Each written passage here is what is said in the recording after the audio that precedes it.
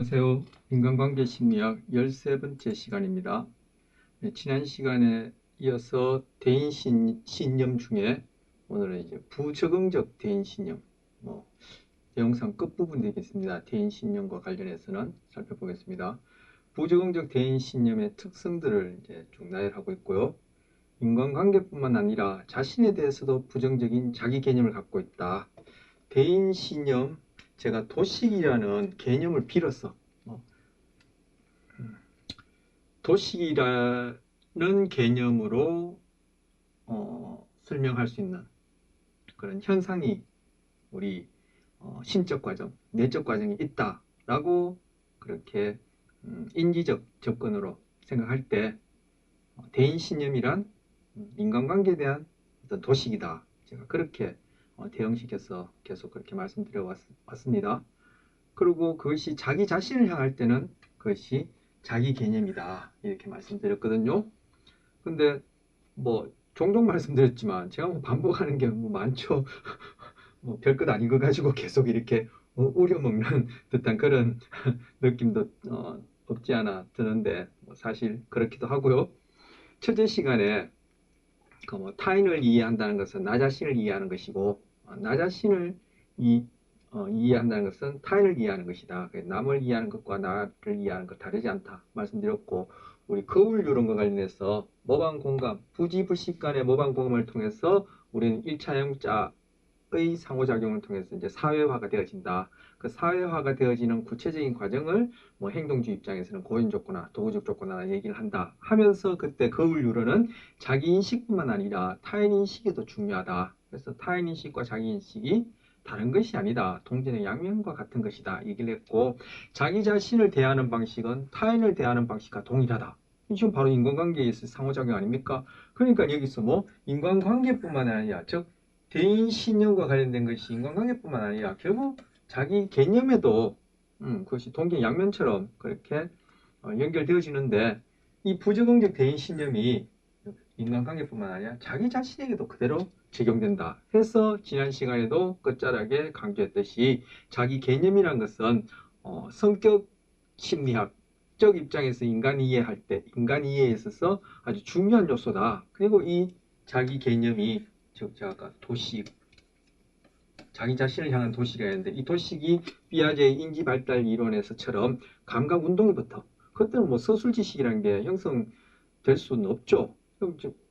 말 그대로 무의식적인 인지 과정, 정보 처리 또는 어떤 비서술적 지식 체계에 의해서 지식이 형성되어지는 그런 과정 속에서, 즉 달리하면 도식이 형성되는 중에서 그때 내가 여기서 얘기하는 자기 개념이라고 이러한 용어로 표현할 수 있는 그런 어떤 현상들이 어떻게 형성되느냐가 결국은 이후에, 그리고 더 나아가서는 성인기의 모든 인간관계에 그것이 결정적인 영향을 미칠 뿐만 아니라 이러한 인간관계에 있어서의 부적응이 결국은 신체적, 정신적, 심리적인 문제까지도 낳는다 하면서 뭐, 다양한 갈등, 뭐 연인 간에, 부부 간에, 가족 간에, 그 직장 동료들 간에, 뭐 상하 사회적 위치에서의 상하 관계 간에, 그리고 더 나아가서는 본인에게 있어서는 우울증, 그리고 또 우울증에 대한 반하는 그러한 만성적인 스트레스를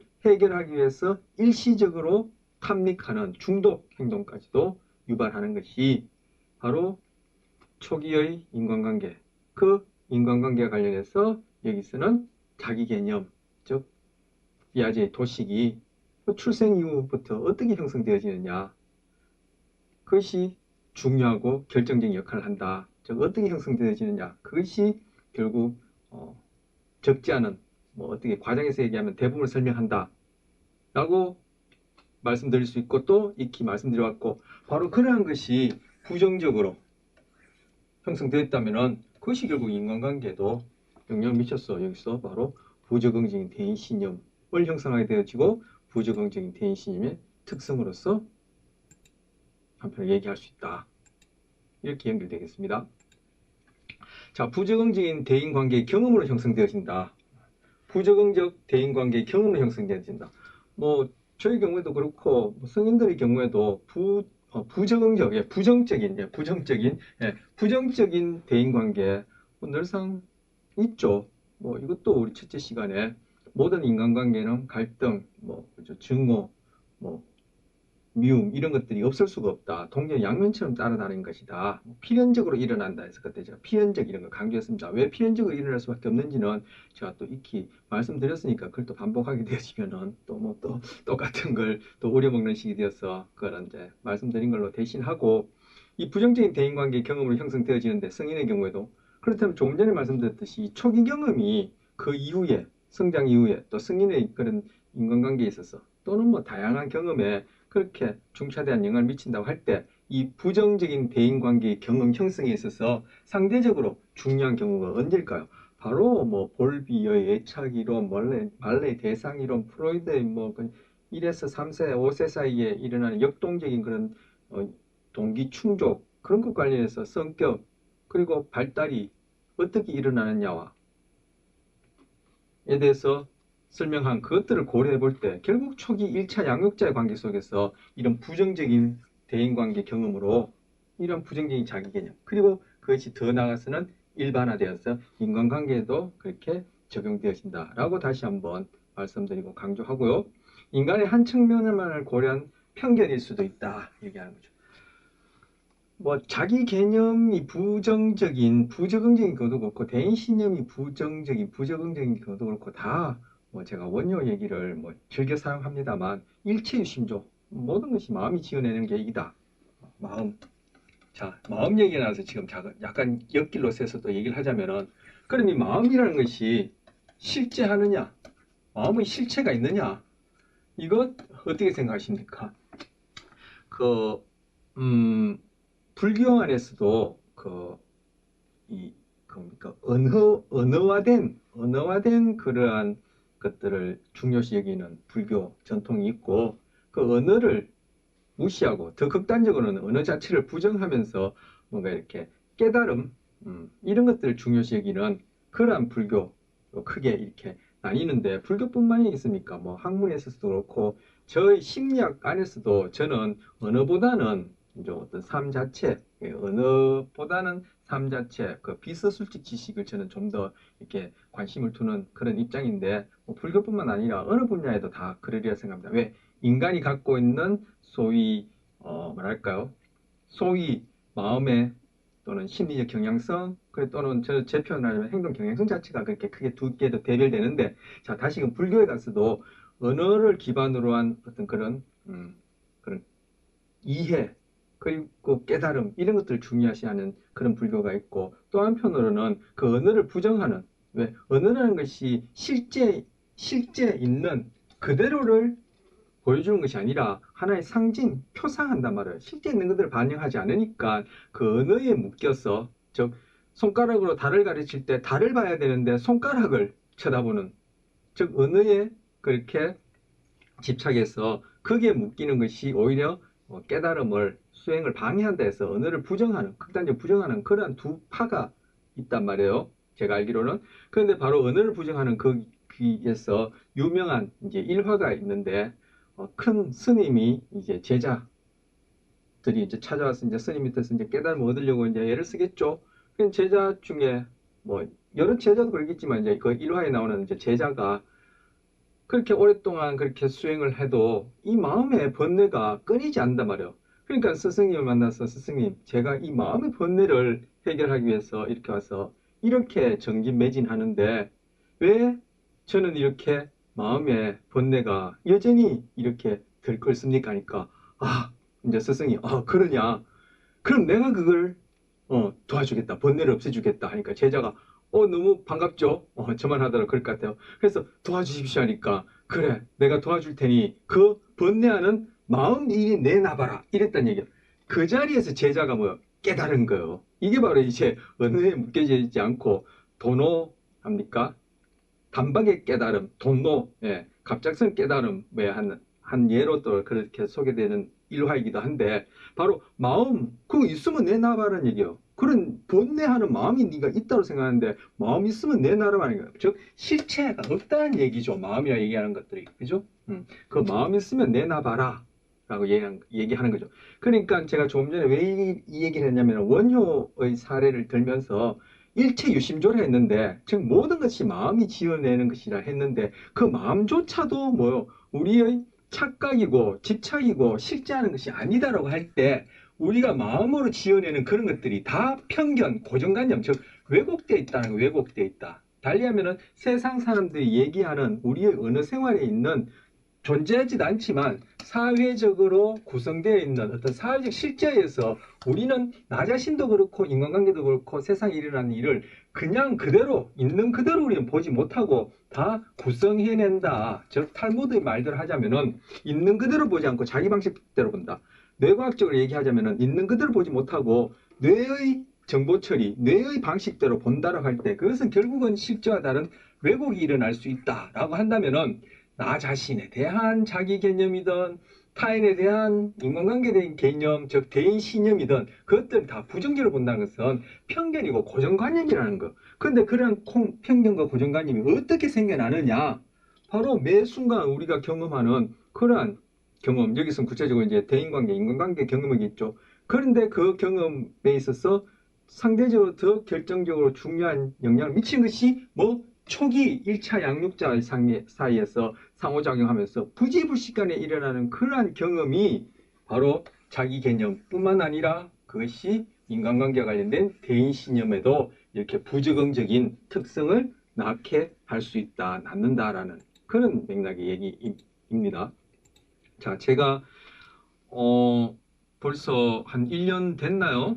제 그 대학원 수업하는 중에 그 학생 한 분이 뭐 대학원생이니까요. 제가 만나는 학부생보다는 그래도 나이가 그죠?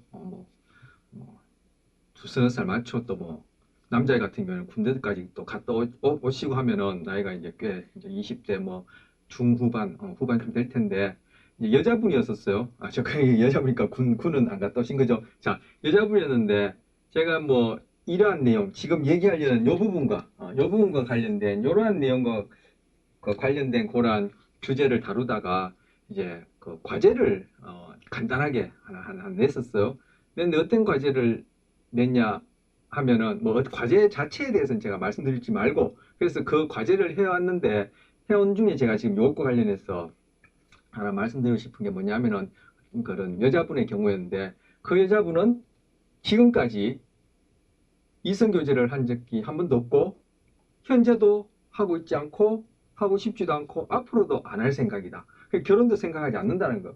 물론 뭐 1년여 시간이 지났고 또 그간에 어떤 일이 일어났을지도 모르고 왜? 우리는 상황에 의해서 언제든지 그죠? 변화될 수 있는 여지가 있죠. 그렇다 해서 뭐 손바닥 뒤집듯이 휙휙 바뀌는 건 아니지만 그래도 우리 끊임없이 변화할 여지도 있고 뭐 우리 거시적으로 봐서는 변화가 없는 것 같지만 미시적으로 끊임없이 변화가 일어나니까 그 상간에 1년 동안에 앞으로 아니면 그 여자분이 앞으로 또 어떤 그런 연애를 하고 또 결혼을 하는 그러한 또 일도 일어날 수 있겠지만 제가 만나는 그때까지는 한 적도 없고 하지도 않고 앞으로 안 하겠다는 거. 왜?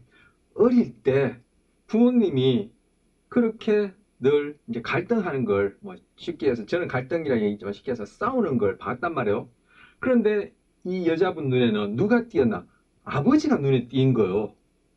뭐, 뭐 그 당시만 하더라도 좀 가부장제고 뭐 지금과는 다른 그런 인식, 사회적 인식 또는 뭐 개인적인 어떤 그런 고정관념이랄까 그것 때문에 그랬는지 몰라도 아버지가 좀 더 그좀 뭐 언어라든지 뭐 행동에 있어서 좀 더 과격하고 이렇게 뭐 공격적인 그런 성향의 어떤 그런 모습을 보여주셨나 보죠. 어쨌든 그래서 또 한편에 이 당사자가 이제 여자분이니까 제가 얘기한 그 대학원생 여자분이니까 또 아버지가 그렇게 눈에 띄었는지도 모르겠죠. 그래서 이 여자분이 아버지랑 엄마랑 그렇게 갈등하는 걸 심하게 갈등하는 걸 그렇게 싸우시는 걸 봤는데 이 여자분이 뭐 그 싸우는 그 장면이 우리 고전적 조건에서 얘기했던 US 무조건 자극이 되어지고 그때 누가 아버지라는 존재가 CS 조건 자극이 되어져서 이 싸움 US에 대한 부정적인 반응 공포 불안 이런 혐오라는 이 부정적인 반응 유발이 이 CS 아버지에 대해서도 CR로서 나타나게끔 요게 거의 유사하다 했으니까 이제 이꼴로 표현하겠습니다. 이 두 개를 같이 경험한 거죠. 그분 같은 경우는 이걸 이제 고전적 조거나 이렇게 표현하는데, 경험해서 아버지에 대해서 뭐 공포랄까 혐오랄까 싫어하는 그러한 감정이 생긴 거예요. 그런데 이러고 나니까 뭐 아버지가 남자잖아요, 남자. 그러니까 뭐 이 CR 반응이 일반화가 되어가지고 그 특정한 아버지가 아니라 아버지와 유사한 공통점을 지닌 남자에 대해서도 일반화가 일어나서 남자에 대해서도 어떻게 CR 반응이 생긴단 말이에요. 뭐 남자에 대해서도 혐오 반응이 생긴단 말이에요. 그래서 자기는 지금까지, 그리고 지금도 그 당시에 앞으로도 뭐 이성 교제는 할 생각이 없고 한 적이 없고 안 하겠다라고 얘기를 하는 거예요. 뭐 실제 그런지 아닌지는 또 한 번 또 뭐 또 이렇게 그 뭐 종단적, 우리 지난 시간에 봤던 종단적 자기 분석이라고 합니까? 지난 시간에 제가 종단적 자기 분석 얘기 안 했군요. 제가 이제 지금 하고 있는 수업이랑 헷갈려서 말씀드렸는데, 종단적 자기 분석, 즉 자기의 개인 히스토리를 여러 다방면으로 이렇게 살펴본다면은 이러한 설명이 타당성이 있는지 뭐 없는지 모르겠지만 그분은 고전적 조건으로 이렇게 설명을 했어요. 그래서 자기가 연애 경험과 관련해서 그러한 행동 경향성을 보이고, 거기에 대해서 자기 나름대로 서술 지식으로서 나는 이러이러하다라는 것을 설명할 수뿐만 아니라, 그래서 나는 대인 신념에 있어서 그러한 편견, 고정관념을 갖고 있다라고 그렇게 서술 지식으로 말할 수 있는 것은 이러한 부지부식간의 비서술 지식으로서 고전적 조건화가 일어나서 남자에 대한 일반화로서 혐오 반응이 형성되었다라고 본인이 그렇게 설명할 수 있겠다 얘기한 것. 자, 이거 왜 말씀드렸냐면 우리 앞선 시간에 제가 뭐 매번 반복하고 있죠. 인간관계에 대한 성격 심리학적 접근법 중에 행동주의 접근법 안에 고전적 조건화, 도구적 조건화가 있었는데, 바로 뭐 부정적인 경험, 어떤 경험, 이러한 고전적 조건화의 경험이 초기 1차 양육자 사이에서 어떻게 형성되었느냐가, 그것이 비서술적이든 서술적이든 편견으로 형성되어서 그것이 한편으로는 자기 개념이 되어지고 한편은 인간관계와 관련된 그러한 대인신념이 되어져서 부적응적인 대인신념을 형성해서 이후에 인간관계에 그렇게 행동적으로, 그리고 본인이 자각할 수 있는 서술 지식으로서 그러한 내용들이 갖춰질 수 있다. 이렇게 설명할 수 있다는 거예요. 이 첫 번째와 관련된 이 내용이. 자, 두 번째는 융통성이 없고 완고하고 완벽주의적 인간관계를 추구한다. 이게 이제 부적응적 대인신념의 특성이다 얘기하는데, 현실적으로 실현되기 어려운 신념이다. 그렇죠. 그렇죠. 이거 must, should가 강하면 불안신경증을 유발할 수 있다. 이런 말이 있거든요. 이게 융통성이 없다, 완곡하다, 완벽주의자다. 이게 뭐야? must, should, 반드시 뭐뭐 해야 된다, 뭐뭐 해야 한다. 즉, 달리면 윤리, 도덕적인 기준이 강하다. 이렇게 얘기할 수 있는데, 이 현실적으로는 실현되기 어렵죠. 그래서 뭐 윤리, 도덕 이런 것들이 그 뭐 이상적인 어떤 그런 바람직한 경우를 두고 이제 얘기를 하는 것이다. 그리고 우리가 뭐 추구해야 될 바다 이렇게 이제 얘기할 수 있는데, 현실적으로는 사실 쉽지 않죠. 어렵죠. 근데 이 완벽주의적 인간관계를 추구하는 이 경우, 즉 must, should가 강하다 이렇게 표현할 수 있는 이 경우의 사람들을 보면 어떻다?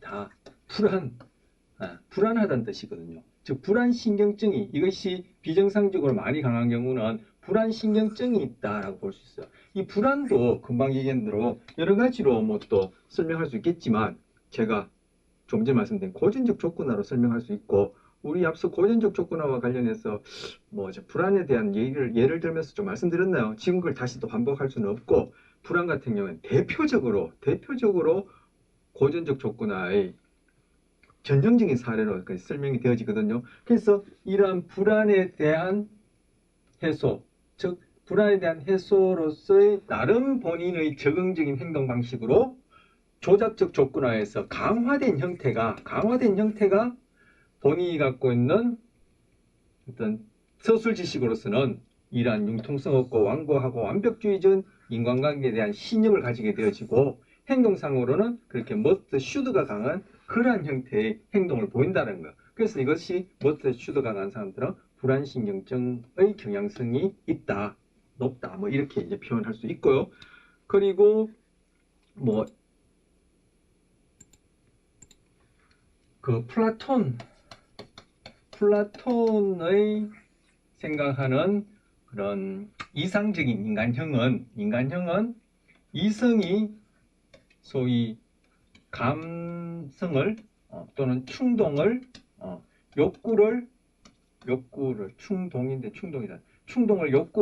이것을 잘 적절하게 무조건 억압하는 것도 아니고 무조건 이것을 그냥 풀어놓는 것도 아니고 잘 조절하는 것이다 이렇게 생각하면서 한 비유가 마부가 야생마를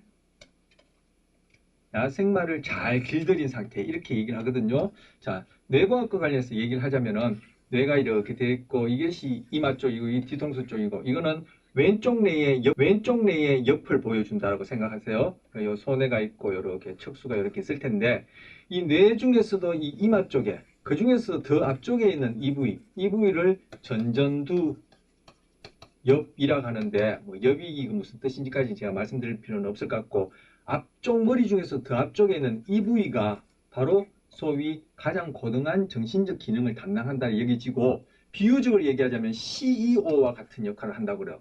바로 이것이 이 마부의 기능에 비유되어지는 거예요. 이 마부가 CEO의 기능에 비유되어지고 이 뇌의 아래쪽 부분 즉 아래쪽 부분 그리고 겉에서는 보이지 않은 안쪽이 이 아래쪽 부분 제가 점선을 표현해 볼게요. 이 안에 이쪽 부분들은 바로 우리의 동기, 정서, 바로 욕구, 뭐 충동 이런 것들과 관련된 그런 감성적인 부분이다. 이렇게 이제 크게 좀 대별해서 얘기를 하거든요. 바로 이러한 것들을 지금 이러한 기능, 이러한 특성을 지금 야생마에 비유하는 거예요. 그래서 플라톤은 마부가 야생마를 잘 길들여서 목적지까지 그렇게 힘차게 나아가는 그렇게 비유할 수 있는 즉 이성이 이러한 감성과 관련된 충동, 욕구, 우리 앞에서 배웠던 전문적인 심리학적 용어로 얘기하면 정서, 동기와 관련된 이런 것들을 잘 조절해서 어떤 삶의 목적지까지 잘 달려가는 목표를 잘 이루는 이런 경우가 바람직한 이상적인 인간형이다 이렇게 얘기를 하거든요. 그런데 이 야생마가 갖고 있는 특성이 뭐예요? 바로 생명력이죠. 생명력. 이 생명력은 어디서 나옵니까? 이 논리, 계산, 이성, 합리 이런 데서 나옵니까? 그렇지 않죠. 바로 살고자 하는 욕구, 프로이드로 얘기하자면 리비도와 같은 그런 생의 욕구, 그죠? 식욕, 성욕 이런 데서 생명력이 나오는 것이고 그래서 길들여지지 않는 야생마에 비유하고 마부는 어때요? 마부는 이성적이고 논리적이고 합리적이고 한목적적인 어떠한 그런 CEO와 같은 기능에 비유되죠. 그래서 마부가 힘이 하나도 없어서 야생마가 지 멋대로 날뛴다면은 목적지까지 마차가 힘차게 나가지 못할 테고 반대로 마부가 너무 강해서 즉 머스트 슈드가 너무 강해서 이 야생마를 그냥 억압하고 있다면 이 전전두엽의 이 CEO와 같은 기능이 하위라고 여겨지는 이러한 생명력과 관련된 이런 정서동기 구체적으로 충동 욕구와 관련된 이 감성을 너무 억제하고 있다면 즉 머스트 슈드가 너무 강하다면은 이 또한 뭐요? 야생마가 생명을 발휘하지 못하고 그냥 힘없이 그냥 마부의 손에 이렇게 억압되어 있다면은 이 또한 마차가 힘차게 목적지까지 못 나가겠죠. 그래서 바로 이 전전두엽의 CEO 기능과 이 하위 정서 동기와 관련된 다른 말로 충동 욕구와 관련된 아니면 프로이드의 리비도라고 얘기할 수 있는 그런 개념 관련된 이 생명력을 잘 조절해서 어떤 삶의 목적을 이루는 것. 즉 마부가 야생마를 통해서 그런 힘을 빌어서 마부가 잘 이렇게 고삐를 잘 조절해서 목적지까지 힘차게 달려가는 이렇게 비유할 수 있는 경우가 이상적인 인간이라고 얘기를 한단 말이에요. 플라톤의 개념에 있어서 제가 이해하기로는 바로 그런데 이 마부가 너무 야생마의 생명력을 억제해서 강압적으로 그렇게 억압해서 머스 슈더 강한 경우가 바로 융통성이 없고 완고하고 완벽적인 인간관계를 추구하는 것이다. 이것이 뭐 부적응적인 대인관계에 관한 신념이다. 이렇게 얘기할 수 있단 말이야. 이 완벽적이고 융통성이 없다는 얘기는 뭐예요? 바로 사회화 또는 사회성이라고 얘기할 텐데 사회화가 어떤 개인의 자율적이고 그런 독특한 면보다는 어떤 그런 불안과 관련된 처벌 어떤 행동 이후에 조작적 조건에서 얘기한 대로 행동 이후에 주어지는 어떤 처벌에 의해서 정서적으로 경험하는 그런 불안, 이것들을 회피하고자 이것을 피하고자 사회에서 요구하는 그런 기준들이 나 안에 너무 내면화되어서 그것대로 살려고 하니까, 즉 현실적으로 실현되기 어려운 그런 신념을 갖고 살려고 하니까 이 행동이 완벽주의적이고 융통성이 없단 말이에요.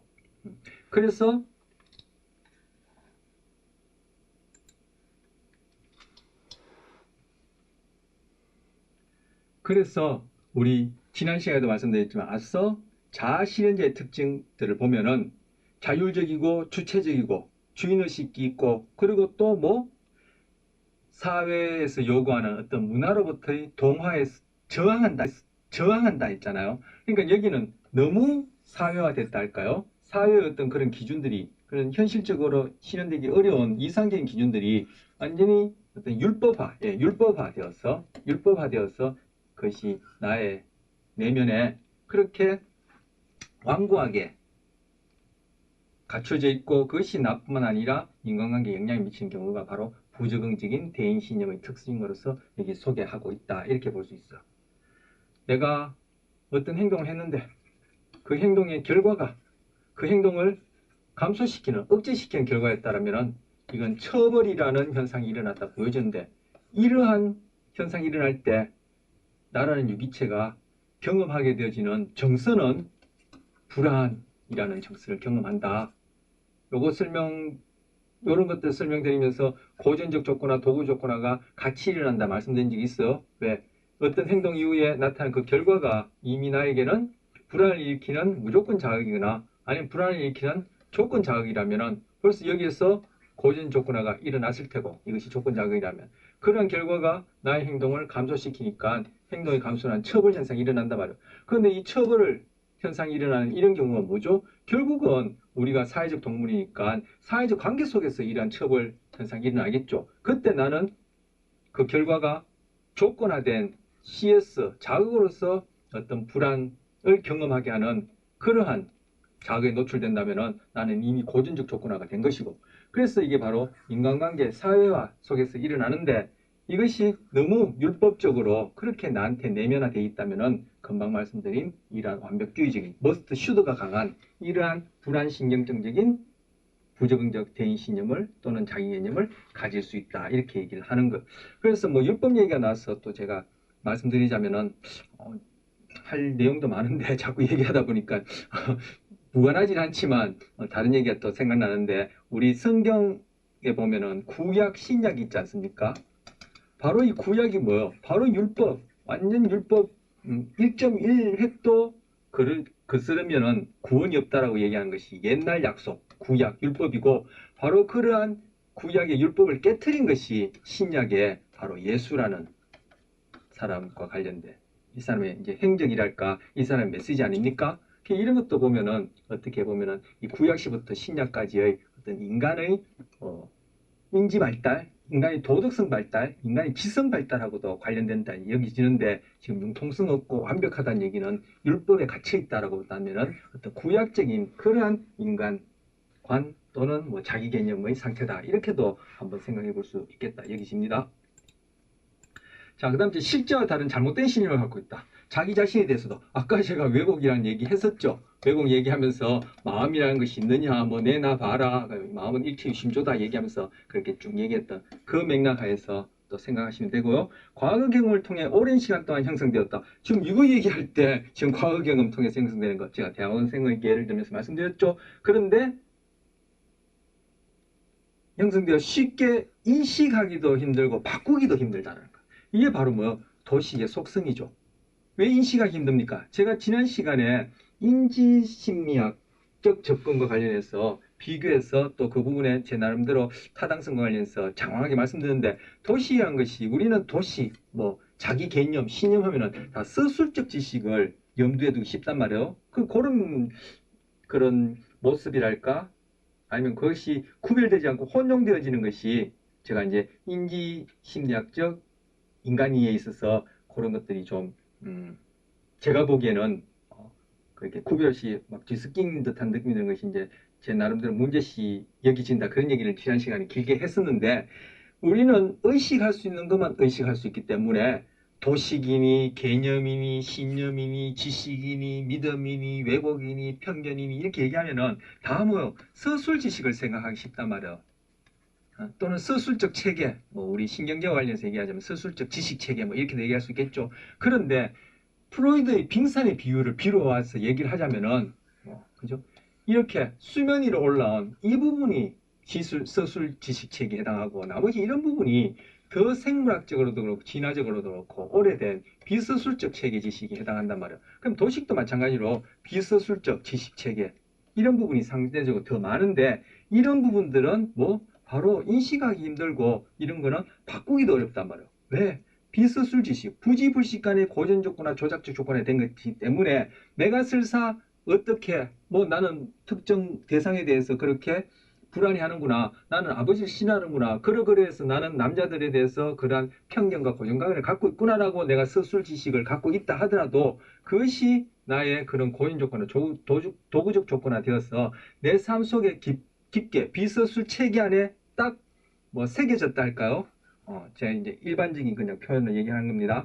일상적인 표현으로 새겨진 이 비서술 지식을 단박에 손바닥 뒤집듯이 그렇게 바꿀 수도 없다는 얘기예요. 그래서 앞서 도식, 지난 시간에 도식에 대해서 또 살펴봤습니다. 도식은 바꾸기가 어렵고 바꾸려면 대단한 노력이 필요하다. 얘기를 하면서 그래서 제가 수행한다 이런 표현을 최진 시간부터 얘기를 했던 겁니다. 그래서 야 이거 뭐 이렇게 이런 거 그럼 이거 왜 배웠냐? 이런 우리가 지금 할 수 있는 것은 그죠?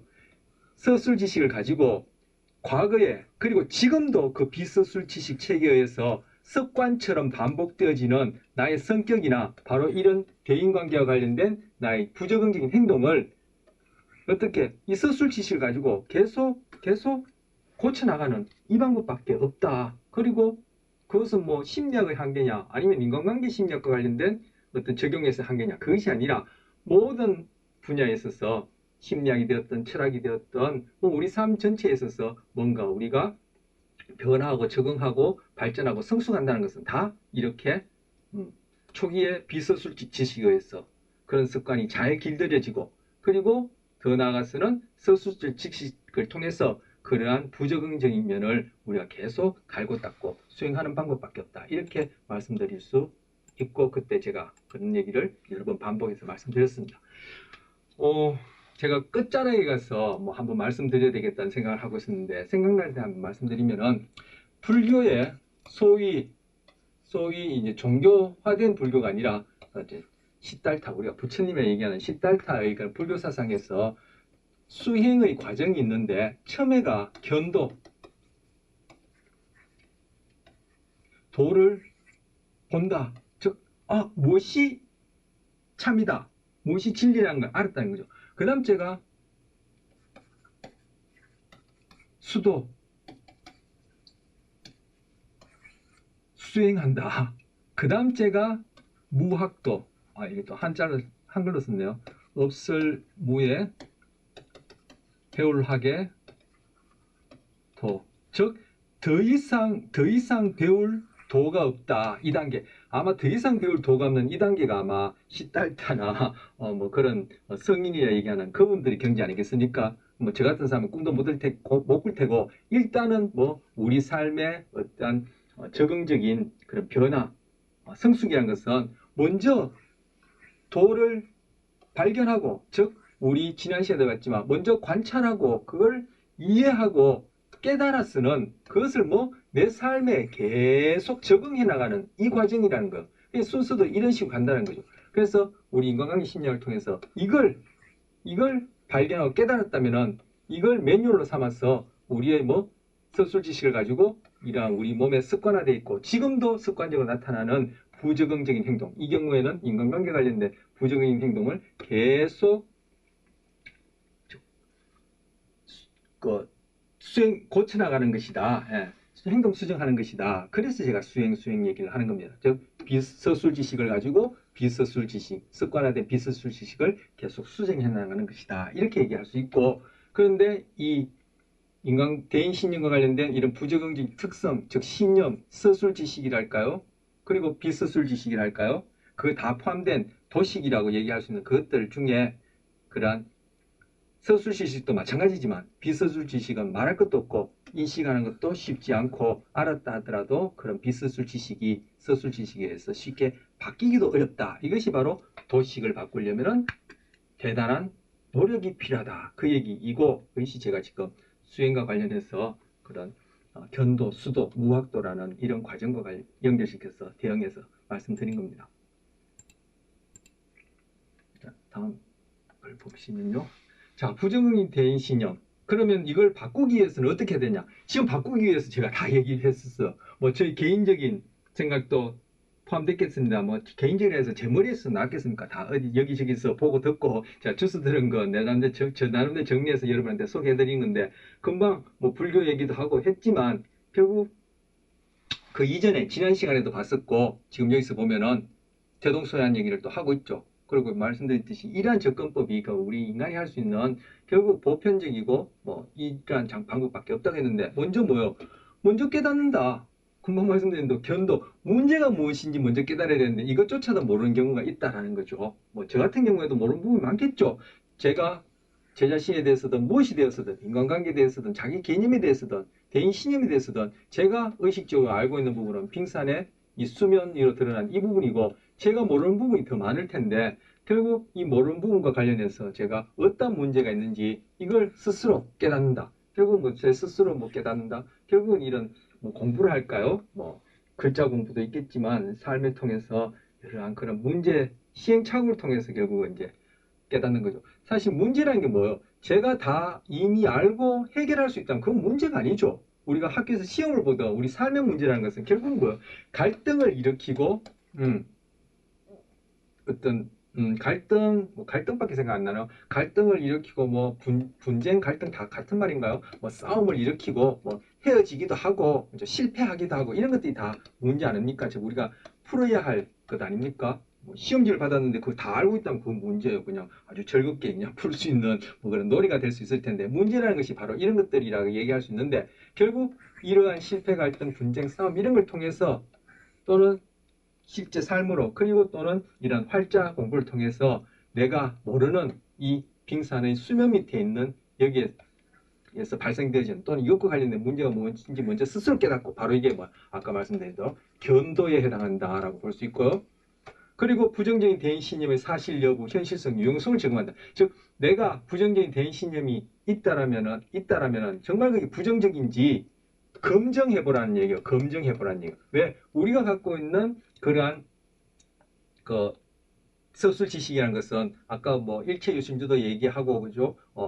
우리는 있는 그대로 보는 것이 아니라 자기 방식대로 본다 얘기했지만 서술 지식뿐만 아니라 비서술 지식을 포함한 우리의 도식이라는 것은 그것이 다 실제 그대로가 아니라 나름 그 시대 문화 그리고 개인적인 경험에 의해서 왜곡 구성되어지는 것이니까 실제 그 자체가 아니니까 이것들을 정말 부적응적인지 아니면 적응적인데 내가 오해하고 있는지 아까 편견 또는 고정관념 얘기하면서 말씀드렸죠. 그런 것들을 실제 검증해보라는 얘기예요.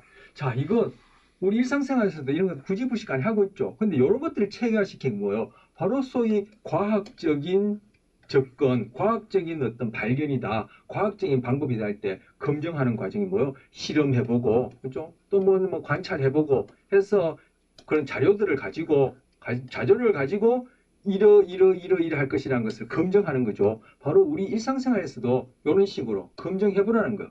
그래서 현실적으로 실현 가능하고 도움이 되는 신념으로 바꿔라. 신념을 바꿔라는 얘기예요. 자, 그런데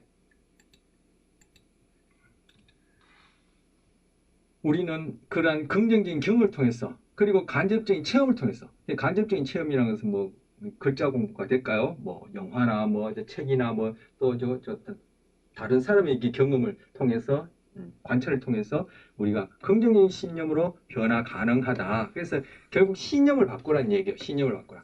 그런데 이 부분과 관련해서는 또 할 말이 많은데 이게 왜 이렇게 결론 지어지느냐 하면은 여기 인지심리학적 접근법이라서 그렇다라고 말씀드릴 수 있고요. 사실 뭐 우리에게도 또 신념이 바뀌기도 하죠. 왜? 서술지식이 바뀌기도 하죠. 우리의 행동 패턴, 즉 습관, 달리하면은 삶이 바뀌게 되어지면은 그 안에는 우리 인간관계 관련돼 있으니까 나의 인간관계라는 이름으로 나타나는 현상, 즉 행동, 삶이 바뀌게 되어지면은 그와 수반해서 우리의 그런 서술적 지식, 여기서는 신념이라 얘기하는 그런 것도 같이 바뀔 수 있거든요. 이와 관련해서 지난 시간에 얘기했는데 또 어떤 관련인지 얘기하면 너무 많이 제가 또 그러지 않도 말이 긴데 길어질 테고 바뀔 수 있거든요. 근데 여기서 이 신념을 바꾸면은 우리의 대인 신념뿐만 아니라 삶이 바뀐다라고 이렇게 표현하는 것은 여기 인지심리학적 입장이라서 좀 그래요. 요것은 뒤에 가서 좀 얘기를 하겠죠. 어쨌든 부적응적인 대인 신념이 있다면은 그것을 스스로 깨닫고 정말 그게 부적응적인지를 검증할 필요 있고, 그렇다면은 그것을 올바른 신념으로 바꾸라라는 얘기예요. 그럼 올바른 신념을 바꾸면은 우리의 대인관계가 바뀐다 이렇게 생각하는 것. 근데 여기에 대해서는 제가 좀 전에 말씀드렸듯이 좀 이견이 있다.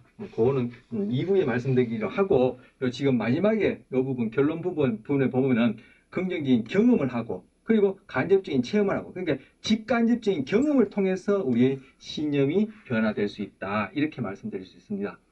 그래서 무작정 신념만 바꾼다 해서 그렇게 우리의 행동이나 습관, 삶 자체가 휙휙 바뀌는 건 아니죠. 만약에 그렇다면은 우리의 뭐 잘못된 행동이 있다, 대인관계 속에서 있다면은 생각을 바꾸면은, 사고를 바꾸면은, 즉 신념을 바꾸면은 나의 행동이 적응적으로 바뀐다. 그런가요? 그렇지 않기 때문에 우리는 늘 잔소리를 하고 잔소리를 듣게 되어지는 거죠. 왜 우리가 잔소리라 합니까? 그러한 생각, 사고, 누가 얘기해주는 그런 서술적 지식이 나의 신념으로 휙 바뀌는 것도 아니고, 내가 그것을 그렇게 생각한다고 해서, 사고한다고 해서, 이래야지 한다고 해서, 내가 우울하지 말아야지 한다고 해서, 내가 방학이 되면 이제부터 더 부지런하게 일찍 일어나서 운동도 하고 매일 정해진 공부도 하고 해야지 라고 생각한다고 해서, 그러한 신념을 다짐한다고 해서 손바닥길의 행동이, 삶이, 습관이 휙휙 바뀌는 건 아니죠.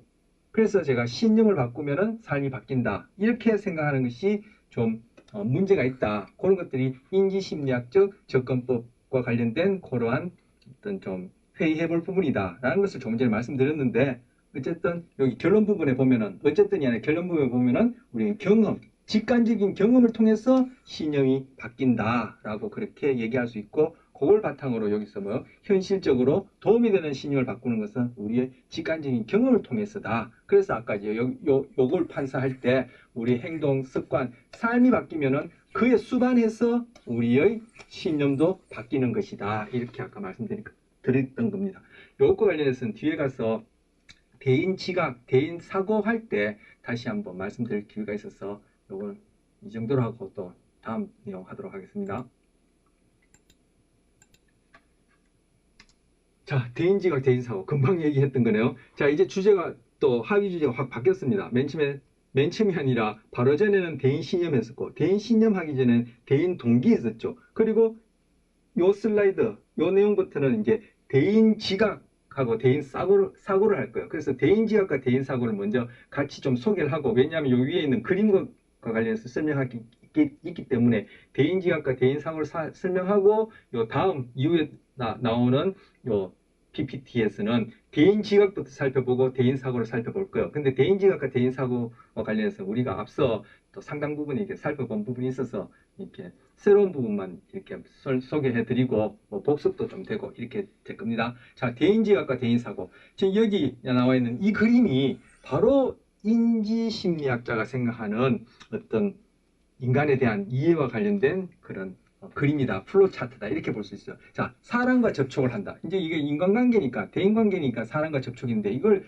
좀 더 제너럴하게 얘기하자면은 상황이다, 사건이다, 또는 뭐 제가 좋아하는 자극이다, 뭐 이렇게 얘기할 수 있겠죠. 제가 여기다가 연필로 제가 노트해 놓은 것을 그대로 이제 사진 핸드폰으로 사진을 찍어서 이게 올려놓은 건데, 지금 제가 여기 입이라 쓰는 것이 뭐야? 입력에 해당한다. 이렇게 쓴 것이고, 여기 출이라 쓴 것이 이제 출력에 해당한다. 이렇게 생각한 것이고, 이것이 바로 나, 여러분 또는 유기체다.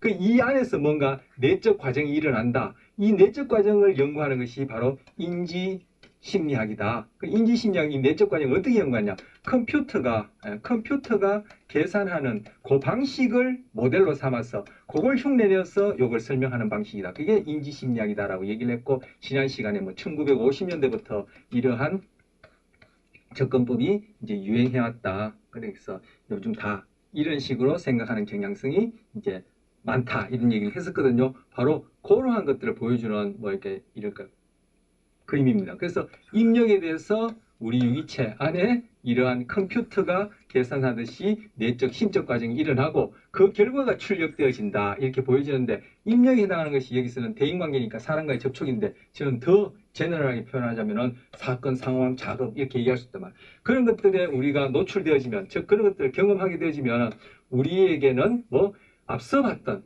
바로 앞선 시간까지 봤던 대인신념, 여기 연필로 제가 적어놨죠. 대인신념이나 대인동기, 좀 지우겠습니다. 대인신념이나 대인동기 같은 것들이 어떤 뭐랄까요, 컴퓨터 비유했으니까 이것이 기억장치에 저장되어 있는 어떤 지식 같은 역할을 하고, 그리고 이 안에서 대인지각과 대인사고라는 그러한 프로세스가 여기 이제 뭐 처리 과정 이렇게 이제 표현하게 되겠죠. 아니면 뭐 정보라는 말을 더 넣어서 정보 처리 과정 이렇게 표현하게 되겠죠. 이런 프로세스가 CPU, 여러분 CPU 들어보셨죠? CPU에서 일어난다. 그래서 그 결과 출력되는 것이 우리의 구체적인 대인 행동이고, 뒤에 가서 보겠지만 대인 기술이라 얘기지는, 기술은 스킬이다 이런 얘기 지난 시간에 했었어요. 이 기술이 그런 의미다. 대인 행동이 일어나고 우리가 서술 지식으로 내가 자각할 수 있는 언어적 형태의 감정을 결정하게 되어진다. 이게 출력이다. 이렇게 생각하는 게 인지적 접근이에요. 그래서 앞서 봤던 대인 신념이나 대인 동기는 컴퓨터에 비유하자면은 기억장치와 같은, 그리고 그 기억장치 안에 포함되어 있는 어떤 지식과 같은 것이고, 그리고 대인지각, 대인사고는 바로 이 유기체, 컴퓨터 안에서 유기체의 모델로 삼은 지금 컴퓨터의 처리 과정에 비유하자면은 이 처리 과정 속에, 즉 정보 처리 과정 속에 일어나는 현상이고, 그런 것들은 CPU에 의해서 일어나는 그런 과정이다. 이렇게 적용해서 생각한단 말이에요.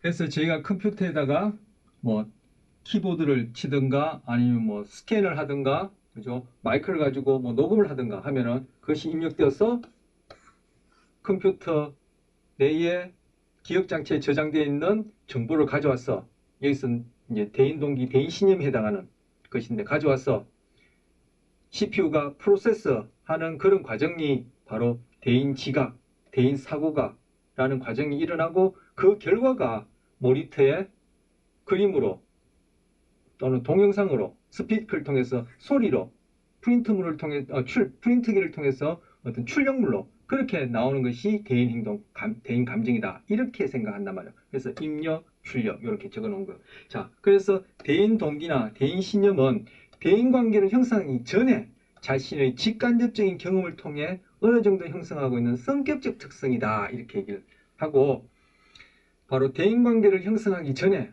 즉 매 순간 우리가 인간관계를 하죠. 그 바로 전에 자신에게 있어서 직간접적인 경험,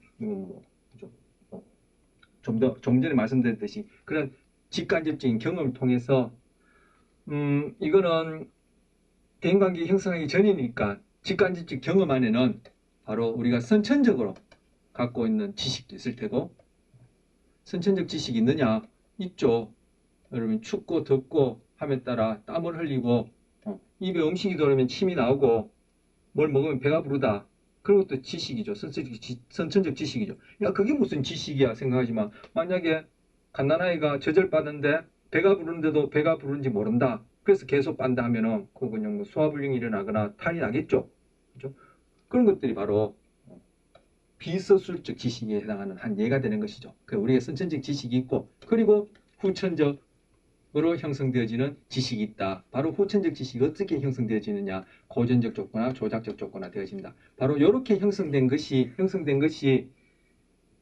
매 순간 대인경을 하기 전에 하나의 성격적 특성으로서 그렇게 작용한 할 때 그것에 해당하는 것이 대인동기, 대인신념이다. 이렇게 생각하는 것. 그래서 대인동기, 대인신념과 관련해서 제가 앞에서 성격은 습관화된 모든 행동의 총체다. 이렇게 얘기를 했고 바로 그러한 총체적 행동이 어떻게 형성되어지냐 얘기할 때 선천적으로 갖고 있는 것도 있지만 후천적으로 이렇게 고전 조건이나 조작적 조건이 되어진다라고 여러 번 반복해서 말씀드렸던 거예요. 그래서 조금 전에 대인신념 얘기할 때도 그런 직간접적 경험을 통해서 그와 수반해서 우리의 그런 서술적 지식도 형성되어진다라고 그렇게 아까 말씀드린 것이고요.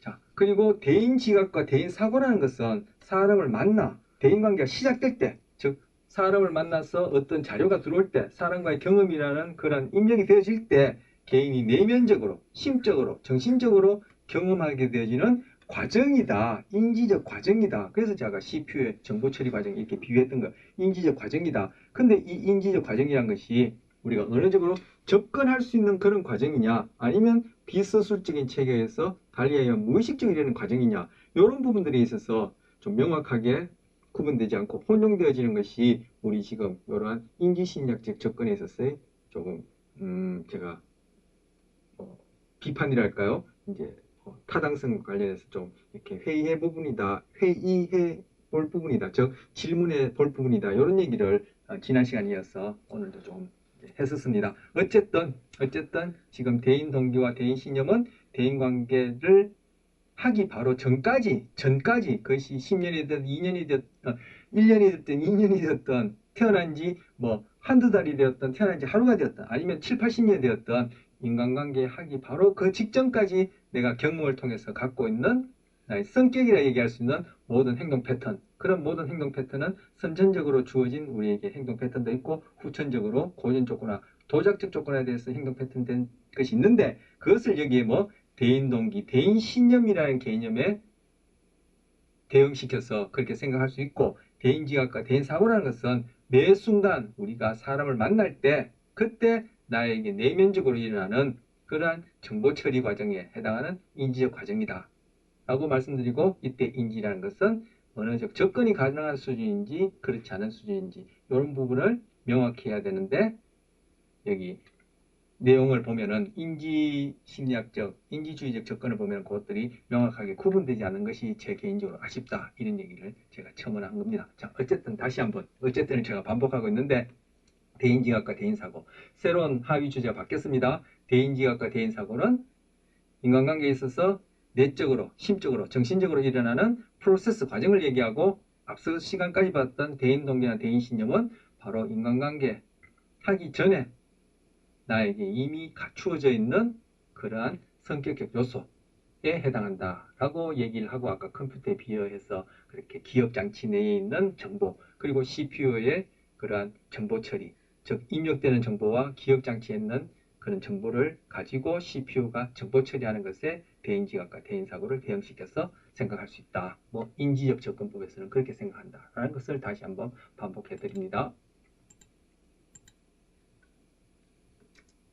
자, 대인지각. 타인에 대해 알아가는 단순한 인식 과정이다. 자, 인식 과정. 자, 과정. 아까 프로세스 거듭 말씀드렸고요. 대인사고는 타인 행동에 대한 의도, 원인 등을 추론하는 좀 더 복잡한 수준의 인식 과정이다. 인지 과정이다. 인식 과정이다. 같은 말이 되겠죠. 그래서 대인사고에서는 인과관계를 추론한다 했었어요. 이 인과관계 추론 또 지난 시간에 얘기했고 앞서 몇 차 얘기했었죠. 뭐 도식 얘기할 때 있잖아요. 도식이라는 개념을 비유해서 얘기할 때 있잖아요. 그러면서 도식이라는 것이 자기에게 향할 때 자기 개념 그리고 자기 개념의 속성을 얘기를 할 때 우리 자기 개념은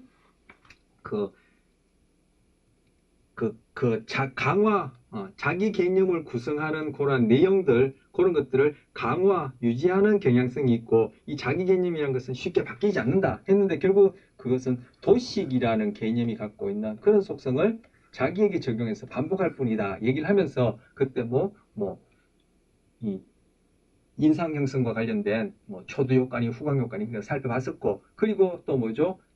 결국 귀인이라는 이름으로 그래서 근본 귀인 오류 이런 것도 얘기를 하고, 그리고 자기에게 유리하게끔 그렇게 인과관계를 추론하는 거 얘기를 했거든요. 바로 그것이 지금 대인 지각이라는 이름으로 다시 한번 여기서 복습 겸 좀 더 부연해서 살펴보고, 또 대인 사고라는 이름으로 부연해서 살펴보는 거. 그래서 여기 대인 지각의 예로 바로 우리가 인상 형성을 어떻게 하느냐, 그리고 대인 사고의 예로 바로 귀인을 살펴볼 거예요. 그래서 제가 첫 시간부터 거의 초반부터 도식을 계속 반복하고 있는데, 지금 여기서는 대인의 사람에 적용될 때는 대인 신념, 대인 지각, 대인 신념, 대인 신념이 될 테고, 자기 자신에게 적용할 때는 자기 개념이 될 텐데, 그런 일반적인 도식이 갖고 있는 속성이 어떤 일반화를 통해서 고정관념, 편견을 낳는 부작용도 있지만 일반화한다고 했는데, 그러한 과정 속과 관련된 것이 대인 관계에 있어서는 인상 형성을 설명하는 대인 지각에 관한 것이고, 그리고 이 도시 갖고 있는 속성 중에 인과성 추론, 하나의 이론 가설을 만들어내는, 그럼으로써 우리는 통제감을 갖게 하는 그런 것들이 바로 여기 인과성 추론과 관련된 귀인을 예로 대인 사고에 해당하는 그러한 인식 과정, 인지 과정이다. 이렇게 이해하시면 되겠습니다. 자, 대인 지각의 특징. 대인 지각의 특징, 자, 쭉 읽어보죠. 지각의 정확성을 판단할 분명한 기준이 없다. 아까 제가 마음 얘기를 하면서 우리는 있는 그대로 보는 것이 아니라 자기 방식대로 본다 얘기를 했고, 그런 얘기를 하면서 이제 왜곡 구성한다고 했는데, 바로 그것이 타당성 있는지는 알 수가 없죠. 예. 객관적 기준이 없고 있다 하더라도 애매모호한 경우가 많다고 했는데, 이것은 사람에 관한 지각만 그렇습니까? 우리가 자연현상이든 우리가 어떤 우리가 아닌 타인을 우리가 아닌 타인, 여기서 사람이니까 당연히 타인도 포함되겠지만, 어떤 대상이든 우리가 있는 그대로를 그 물 자체를 이게 이제 물 자체라는 것이 그 칸트의 개념인데, 그 대상 그 자체를 우리가 인식할 수는 없죠. 왜? 그런 인식할 수 있는 우리 능력 존재 자체가 없으니까, 이건 저는 제 생각에는 사람에 만 국한된 것이 아니라 인간의 인식의 어떤 한계, 속성 자체가 우리는 그런 지각의 대상이 정말 그걸 우리의 타당성 있게 정확하게 판단했는지는 알 수 없는 거죠. 분명한 기준이 없고. 자, 사람은 의도를 갖고 원인으로서 기능한다. 이거 앞서 우리 동기와 관련해서 얘기했던 것이고, 대인지가 상호인지 과정으로서 서로 간에 영향을 미친다. 서로 상호작용을 한다라는 얘기인데, 그렇기 때문에 우리의 판단이 또 그렇게 일방적으로 우리가 인식하는 경우와 달리 이러한 정확성 그리고 애매모호성이 더하다고 하는데, 이건 또 서양인들이 생각하는 그러한 인식 과정하고 저는 무관하지 않다 생각하거든요. 소위 서양의 그 전통적인 사고에서 인식이란 것은 인간이 주체고 이 세상은 다 대상, 즉 객체다. 그래서 우리가 어떤 이렇게 일방적인 방식으로 그렇게 인식한다고 생각하는데, 동양은 그렇게 생각하지 않거든요. 그래서 그런 것들이 이제 동양화 그림에서도 나타나는데, 그것까지 지금 얘기를 하자면 또 너무 시간이 길 테고, 어쨌든 그런 인지 경향성 관련되어서 여기서는 대인지각은 상호인지 과정으로서 서로 간에 영향을 미치기 때문에 애매모호성, 정확성을 담보하기가 쉽지 않다라고 얘기를 하는데, 이건 대인지각뿐만 아니라 우리 동양의 전통적인 사상에 있어서는 우리는 다 이 맥락 속에서 같이 상호작용하면서 우리는 인식하게 되어진다라고 그렇게 생각한다면 이는 당연한 얘기죠. 이 사람들은 주체, 객체 이런 식의 어떤 인식 과정을 얘기를 하니까 사람의 지각에 있어서는, 자연현상이나 어떤 물질 대상에서는 그렇지 않은데 사람의 지각에 있어서는, 대인 지각에 있어서는 서로 상호작용하니까 정확성과 애모호성이 더하다. 정확성이 결여되어지고 애매모호함이 대부분이다. 이렇게 얘기를 하는 거죠. 사람은 관찰할 수 없는 특징들도 지니며 시시각각 변할 수 있다. 이건 또 관찰할 수 없는 특징이라는 것이 소위 이제 마음이라는 것, 심리라는 내적 과정을 염두에 두고 얘기하는 것이고, 시시각각 변할 수 있다는 것은 우리의 행동이 그러니까 또 뭐 마음이 이제 상황마다 변한다는 것인데, 글쎄요, 이게 뭐 시간만 많으면은 제가 이게 좀 장황하게 이러한 논의 자체에 대해서 좀 뭐랄까 좀 평가할 만한 그런 얘기를 하고 싶은데, 뭐 시간이 여의치 않으니까 그러네요. 근데 이게 시시각각 우리 마음도 늘 들쑥날쑥하죠. 행동도 상황마다 변하는 것이고, 그렇지만 또 전반적인 성격이라 얘기할 수 있는 일관된 어떤 패턴도 보이는 것인데, 그래서 마음이 시시각각 변한다는 것이 결국 정서 반응, 달리하면은 정서 반응이라 얘기하는 행동이 시시각각 변하는 것인데, 바로 그렇기 때문에 우리는 어떤 대인 지각에 있어서 정확성을 담보할 수 없고 애매모함이 대부분이다, 이렇게 얘기를 하는 겁니다. 사람은 자신을 잘 보이려고 지각이나 판단에 근거되는 단서를 조작해서 지각하는 사람의 판단을 왜곡할 수 있다. 즉 사람은 능동적이다라는 것을 이제 얘기하는 거죠. 우리가 어떤 대상이나 자연현상을 이렇게 들여다볼 때는 그 대상이 능동적으로 우리에게 어떤 영향을 주지 않는다라는 측면에서 바로 이거 이제 주체가 객체를 일방적으로 인식한다는 생각에서 하는 것인데, 사람은 그렇지 않다는 거죠. 그러면서 우리의 판단을 왜곡한다는 얘기인데, 저는 여기 이 특징들을 이제 소개할까 말까 하면서 어쨌든 뭐 소개를 하는데, 좀 여기에 대해서는 저는 뭐 좀 논의해볼 부분도 많고, 개인적으로 좀 이렇게 회의되어진 부분이 많은데, 그거 하나하나 얘기하자면은 뭐 인간관계가 아니라 심리학 전반에 대한 또 뭐 철학적인 그런 얘기까지도 포함되는 거니까 뭐 더 얘기가 길어질 것 같아서 그냥 이제 읽고 마는 걸로 이 정도로 이제 말씀드린 걸로 하고, 전반적으로는 여기 대인 지각의 특징이라 하지만 저는 이것이 사람에 대한 지각뿐만 아니라 우리의 인간 자체가 갖고 있는 어떤 인식의 속성, 경향성이다. 그래서 이거는 사람에만 국한된 것은 아니다라고 이렇게 다시 한번 얘기하고 싶습니다. 자, 대인 지각. 아까 대인 지각의 얘가 바로 인상 형성을 하는 것이다 라고 했는데, 인상 형성의 단서와 관련해서 이렇게 소개합니다. 인상 형성의 단서에는 얼굴 생김새도 있고 옷차림새도 있고 행동 단서가 있다, 이렇게 얘기를 해요. 자, 얼굴 생김새에 근거하여 개인의 지능, 성격 같은 내면적 특성에 대한 인상을 형성한다. 얼굴 표정은 또 중요한 단서다 했어요. 크게 두 가지 이제 나눌 수 있겠어요. 제가 보기에는 이거 우리 앞에서 뭐 할 때 배웠죠? 이건 우리 앞에서 인간관계에 대한 사회 심리학적 접근에서 그 초두 효과, 후광 효과, 현저성 효과 뭐 이런 거 했었죠. 바로 그때 나왔던 얘기하고 관련되는 것이죠. 그때 여기서 뭐 그때도 제가 초두 효과, 뭐 현저성 효과, 후광 효과가 뭐 이렇게 중첩되어지는 부분이 있다라고 이렇게 말씀드린 적이 있는데, 지금 당장에 그 중에 하나만 얘기하자면은 후광 효과와 관련되는 것이죠. 즉 출중한 외모가 나머지 지능이나 성격 같은 것들도 다 이렇게 그 출중한 외모에 합당하게끔 그렇게 우리는 인상을 형성한다, 그렇게 말씀드렸는데, 바로 인상 형성에 있어서 얼굴 생김새, 앞서 살펴봤던 후광력과 관련된 것이고, 그리고 옷차림새, 개인에 대한 정보 제공, 사회적 지위와 성격에 대한 인상을 형성한다. 다른 충분한 단서가 없을 경우 인상 형성에 영향을 많이 미친다. 이거 조금 전에 말씀드린 현저성 효과와 관련되죠. 그때 제가 이거 현저성 효과 얘기를 하면서 뭐 롤스로이스 얘기를 하는 것 같아요. 제 생각에는 바로 이런 것들, 여기서는 옷차림새지만 결국 그런 것들도 여기서 인상 형성의 단서가 되어진다. 그래서 이 내용이 지금 하고 있는 대인 지각, 그리고 구체적으로 이 내용이 결국은 우리가 뭐 인간관계에 대한 사회 심리학적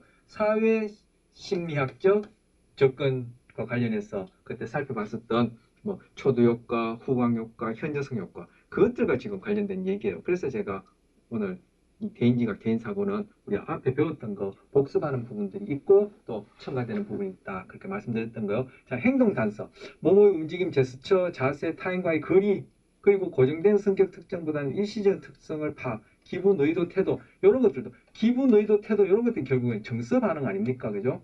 정서 반응이라고 제가 좀 두리뭉실하게 일반적으로 얘기할 수 있는데, 이런 것들이 바로 행동으로서 다른 사람한테 나의 인상을 형성하는 자료로서, 실마리로서, 단서로서 제공하는 것이죠. 그 나의 움직임, 제스처, 자세, 타임, 그 우리가 뭐 대화를 할 때 팔짱을 끼느냐, 다리를 꼬느냐, 아니면 몸을 앞으로 가까이 이렇게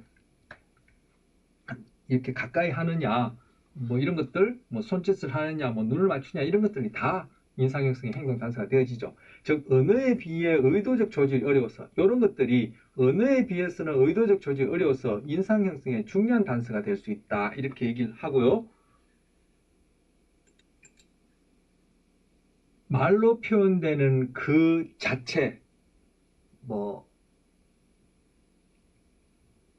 제가 즐겨 쓰는 말을 하자면 서술지식보다도 이러한 비서술적 어떤 정보가 오히려 더 신뢰롭다. 인상을 형성하면서 더 신뢰롭다. 이렇게도 이제 얘기할 수 있습니다. 자, 대인지각과 관련해서 지금 인상 형성을 살펴보고 있어요. 즉, 대인지각이란 달리 얘기하면은 그냥 인상 형성하는 거죠. 사람을 만났을 때 그걸 얘기를 하는 것이고 요 내용들은 우리가 사회심리학에서 살펴봤던 그런 내용들 상당 부분 중첩되어진다.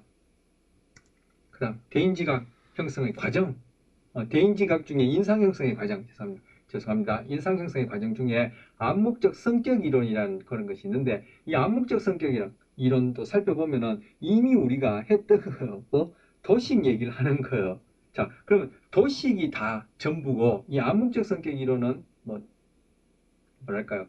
불필요하다 그런 뜻이 아니라 제가 도식이라는 개념 자체가 좀 더 보편적이고 이렇게 적용하기 좋으니까 도식이라는 개념을 자기 개념, 그 대인 신념 얘기할 때 소개했기 때문에 거기에 대해서 충분히 제가 이제 나름 소개를 해드렸다고 여겨지기 때문에 그리고 BRJ 인지발달 이론에 있어서도 도시란 개념을 정식적으로 쓰고 있기 때문에 그러한 틀을 이해해서 암묵적 성격 이론, 자기 개념, 대인 신념 여기에 그대로 이렇게 다 적용해서 그렇게 말씀해 보는 거예요. 그래서 암묵적 성격 이론에서는 외적인 단서를 통해 성격적 특성을 추론하는 인상 형성 이론이다. 우리는 어떻게 인상 형성하지?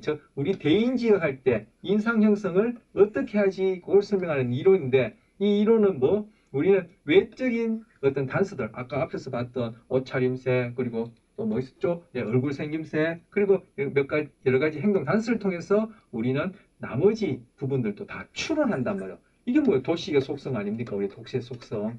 그래서 이 도식의 속성, 이런 속성 때문에 고정관념과 편견을 낳는다. 즉, 이것이 추론한다는 것이 일반화한다는 얘기거든요. 그러면서 제가 이거 앞선 시간에 이것이 도식의 속성이다 라고 하기보다는 바로 인간이 갖고 있는 어떤 심리적 경향성이다. 이걸 또 요즘은 이제 뇌과학적으로 인공지능적 측면에서 또 이렇게 설명하는 것이 있는데 우리 그런 것까지는 지금 얘기할 형편이 안 되고 그래서 우리가 갖고는 생물학적 또는 심리적 그런 인식의 특성이 바로 이러한 단서들을 가지고 이렇게 일반화해서 우리는 이론을 만들고 그걸 가지고 우리는 세상을 효율적으로 적응한다. 그것이 안 되질 때 우리는 통제감을 상실하고 불안하고 분노하고 무기력해지고 우울해질 수 있다. 이런 얘기를 언제 도식을 얘기할 때, 도식 속성을 할 때 얘기했죠. 그것이 지금 여기에서도 그대로 적용된다는 얘기예요. 자, 사람들이 특정한 성격 특성들이 함께 묶여 있다는 일반적인 신념이다.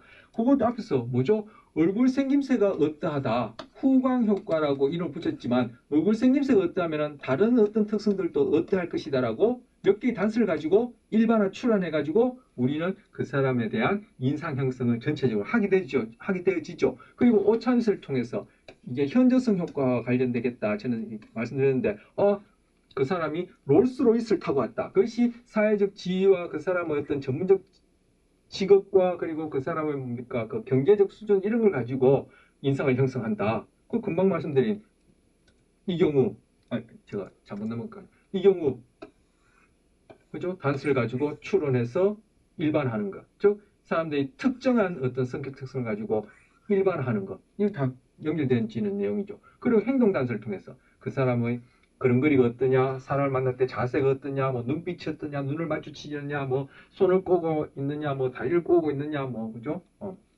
말을 할 때 뉘앙스가 어떠냐, 이런 것들도 다 그 말이 담고 있는 언어 그 자체가 아니라, 그 말뿐만 아니라 행동에서 나타나는 비언어적인 그런 특성들이 바로 우리 인상 형성의 중요한 단서가 되고 이건 조절이 어렵기 때문에 오히려 이것이 더 신뢰로운 인상 형성을 하는 것이다. 즉 대인 지각에 있어서의 중요한 역할을 한다고 했는데 지금 그 얘기 지금 여기서 반복하고 있다고 여기지는 거죠. 그래서 여기서 암묵적이다 얘기를 하는 거예요. 암묵적이다. 제가 서술 지식은 외연기억 또는 선언기억이라 얘기를 하고 비서술 지식은 비쓰는 기억, 암묵기억이라 얘기했는데 바로 그 암묵기억, 인플리시 같은 단어예요. 그래서 암묵적 성격 이론이보다 우리 안에는 이렇게 몇 가지 단서를 가지고 그것이 후각 효과로 이끌어지는 그런 현상이든 아니면 현저성 효과로 이끌어지는 그런 현상이든 초도 효과로 이렇게 일컬어지는 그런 현상이든 우리는 일부의 어떤 경험적 사실, 단서를 가지고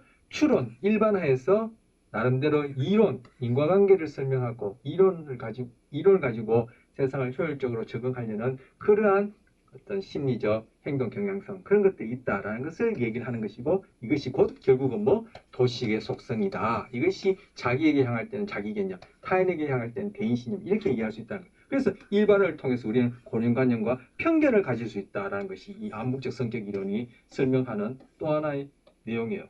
지금 이거 도식에 대한 얘기를 반복하고 있는 거죠. 그래서 도식이 옳고 이것이 그러다는 얘기가 아니에요. 아까도 말씀드렸지만 도식에 대한 얘기를 제가 이미 익히 여러 번 자세히 해드렸으니까 그런 틀에서 이것도 같이 이해하시면 되겠다라는 측면에서 말씀드리는 거예요. 자, 인상 형성의 경향 및 특징. 초기에 형성되는 평가 차원은 전반적인 인상 형성을 결정한다. 이게 뭐냐? 평가한다. 즉 좋다 나쁘다 이게 뭐죠? 가치 평가죠. 즉 뭐 정서란 말이에요. 정서가. 예, 이게 가가 이제 값이란 뜻이에요. 정서 내가 좋다 싫다라는 것이 앞서 봤던 이러한 것이든 후광 효과든 현저성 효과든 또 다른 초대 효과든 그때도 그런 말씀 드린 바가 있는데 그것이 결국은 나에게 어떤 평가, 좋다 나쁘다, 가치와 관련된 정서적 판단이 어떠냐가 전반적으로 인상 형성을 결정해버리고 그에 맞게끔 우리의 어떤 인지적 내용이 거기에 부합되도록 그렇게 우리는 이론을 만들게 된다라고 얘기한 것이 뭐죠? 귀인이론이죠. 귀인이론. 그래서 정서와 인지 두 가지를 비교할 때 이 정서는 진화적으로도 그렇고 개체 발생적으로 그렇고 먼저 그리고 더 중요하게 관여하고 인지는 진화적으로도 나중에 그리고 이 정서와 인지의 뭐 비유적으로 힘을 비유한달까요? 그러면 인지는 이 정서에 뭐 제가 하는 말로 잽이 안 돼요. 잽이. 그래서 이 정서, 이 인상 형성이 있어서 일단 좋다 나쁘다라고 판단되어지면은 전반적인 인상 형성은 다 결정되어진다. 이걸 얘기하면서 제가 초두효과 말씀드린 적 있죠. 저에 대해서 소개하는데 긍정적인 형용사 3개, 부정적인 형용사 3개 이렇게 소개하는 경우하고 자 부정적인 꽃표를 할게요. 부정적인 형용사 먼저 3개 소개하고 긍정적인 형용사 3개 소개했을 때 저에 대한 인상 형성이 어떻게 되어지냐. 이 경우는 더 호감 있게 이 경우는 비호감으로 그렇게 우리는 인상을 형성하는 경우가 많다 할 때 이게 결국 뭐죠? 긍정적이다, 부정적이다라는 좋다, 나쁘다는 평가와 관련된 가치평가 관련된 정서가가 어떠냐에 따라 나머지 전반적인 인상이 다 결정된다는 얘기예요. 네, 뭐 늘 뭐 그런 비슷한 얘기를 저 언년 중에 합니다만 조금 전에도 했습니다만 이게 정말 이 비대면이 아니라 대면으로 얘기해서 시간만 좀 있다면 제 정서에 대해서 좀 이렇게 필요한 정도로 말씀드리고 그리고 인지심리학이 갖고 있는 특성 그리고 뭐 행동주의가 갖고 있는 특성 그리고 생물학적인 어떤 그런 우리의 그런 특성과 관련돼서 어떤 뇌의 구조와 기능 그리고 뭐 인공지능과 관련된 뭐 인공신경망 이런 것들을 좀 전반적으로 말씀드린 다음에 이런 대인관계 적용해서 말씀드리면 이 이해가 훨씬 더 좋을 텐데 결국 이 대인관계 또는 인간관계 심리학에서는 심리학의 소위 필수로 얘기하는 기본이 되어지는 그런 것들을 잘 이해하시고 이걸 그대로 어디 사람에다가 적용만 시키면 되는 것이거든요. 그래서 이 얘기를 왜 하냐면은 바로 정서와 인지 간의 관계가 생물학적으로 어떠한지, 즉 진화생물학적으로 어떤 관계가 있으며 이것이 뇌의 구조적 기능적인 것과 어떤 관계가 있으며 그리고 이것이 소위 인공지능의 구현과 관련해서 어떠한 어떤 그런 문제랄까요? 관계가 있는지를 아시면은 이 의미가 무엇인지 왜 초도 효과에서 초도 효과와 관련해서 먼저 주어진 그런 정보가 더 중요하며 아까 후광 효과, 현전성 효과에서 얘기한 것처럼 그러한 몇 가지 정보가 나머지 내용들을 다 일반화, 추론화 시켜서 우리를 하나의 이론을 형성하게끔 하는지 그런 것도 이해되어지거든요. 그런 부분이 제가 지금 자세하게 말씀 못 드려서 참 아쉬운데 어쨌든 지금 평가가 즉 정서와 관련된 평가가 일어나지면은 나머지 전반적인 인상 형성 관련된 인지적 내용은 그 평가에 부합하게끔 다 결정된다는 거. 그러니까 그것이 결국 뭐 고정관념과 편견을 낳을 수밖에 없는 것이죠. 자, 인상 형성 과정의 특징, 후광 효과, 긍정성 효과, 부정성 효과, 초도 효과, 유사성 과정이 있는데 우리 후광 효과 조금 전에도 했었고 앞서 인간관계에 대한 사회심리학적 접근법 할 때 했었죠. 그리고 초도 효과 조금 전에도 말씀드렸고 또 인간관계에 대한 사회심리학적 접근법 할 때 했었고 긍정성 효과와 긍정성 편향과 부정성 효과 그리고 유사성 과정 요거는 다음 시간에 하도록 하죠.